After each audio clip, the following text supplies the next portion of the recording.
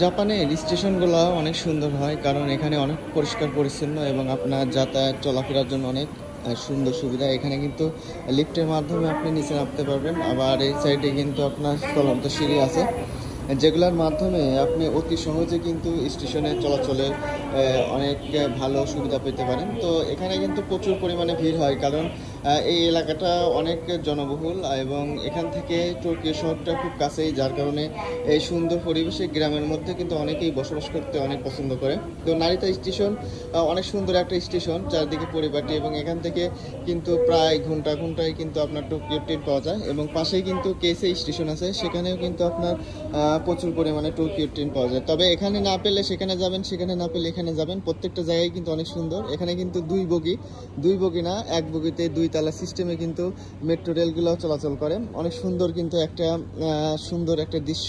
জাপানের মধ্যে কিন্তু মেট্রো রেলগুলো খুবই প্রচলিত, এবং এই মেট্রো রেল চলাচলের মাধ্যমে আপনার কিন্তু অনেক টাকা পয়সা সাশ্রয় হয়।